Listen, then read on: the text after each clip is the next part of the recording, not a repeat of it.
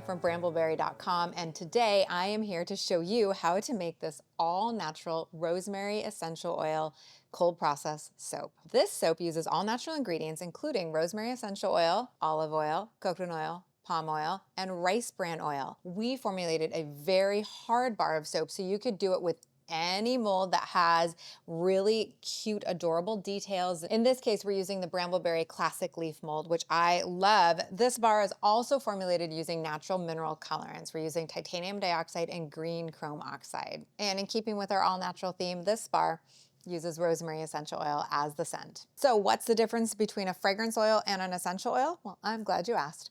Fragrance oils are made of both aroma chemicals, essential oils, and synthetic ingredients. They are fully lab tested. There's over 2,500 different raw materials that can go into a fragrance oil, many of which are naturally derived and many of which are made in a lab. They all go through extensive testing before they reach you. However, some people prefer a 100% natural essential oil. And what that means is that essential oils are something that is either pressed out of a flower, distilled out of a flower with water or chemicals, or gotten from like a bark or any sort of woody substance. Essential oils are considered all natural. However, since they are derived from the earth, sometimes they're not necessarily sustainable. So whenever you're sourcing your essential oils, you want to make sure that the product is 100% pure and harvested in a sustainable manner. For example, sandalwood essential oil, not a sustainable essential oil, and so most people go with the synthetic for that one. Okay, here we go. Now it is time to make soap. Most important thing about soap making is suiting up for safety, making sure all of your children and pets are in other rooms for at least 45 minutes, and being in a well-ventilated area. I've already pre-mixed my lye and my water and my sodium lactate. I've got my oils all measured out here, so you don't have to watch me do that on camera. I've pre-mixed my oxides right here in a little bit of oil, so I've worked out the clumps, and I've got my rosemary essential oil right here, ready to measure. Finally, my extra containers are all here. Everything is laid out because most important part in soap making besides the safety, second most, the preparation. If you've never made soap before, I do have a bunch of beginner soap making videos. I've written 3 soap making books, and all the way at the very beginning of this channel, you'll find all the basic beginner videos as well as an entire playlist on beginner videos. I'd consider this to be more of a medium to advanced type of soap making because of this swirl.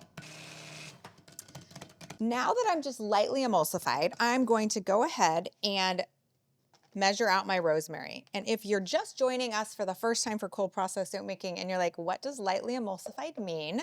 That just means my oils and my lye water are just barely mixed. So you wouldn't consider this to be at trace quite yet. Trace being the time that you pour this into your soap mold. But now I'm going to be measuring out my rosemary essential oil.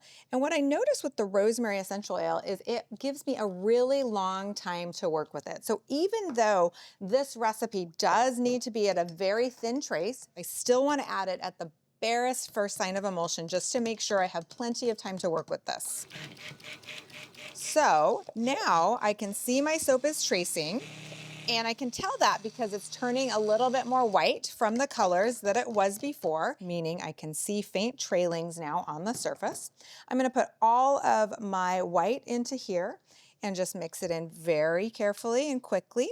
And then I'm going to put just about 1/4 of my green into this container. And now I'm going to be pouring and doing an in the pot swirl. So what that means is we've got this gorgeous green color. It's beautifully mixed in, and it's a nice light green. I want just a little bit more. And so then I'm going to be pouring it from a high position into my soap here. And when I do that, it will naturally start to swirl. And some people like to do it at a 12 and a 4. And like they literally think of where a clock is and they do a design. In this case, I'm just going to do a very quick pour, one really quick stir, and then we're going to be pouring this right in right now. And you will see there's a couple different ways you can do it. One, you can just stay in one position and let the swirl form.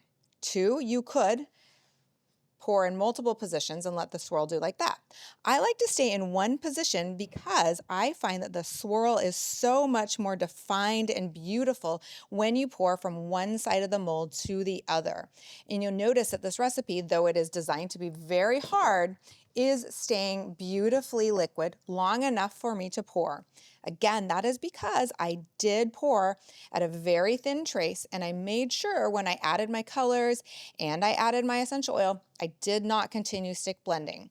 This is why this is an advanced recipe, because you want to make sure you have enough time to work with the recipe.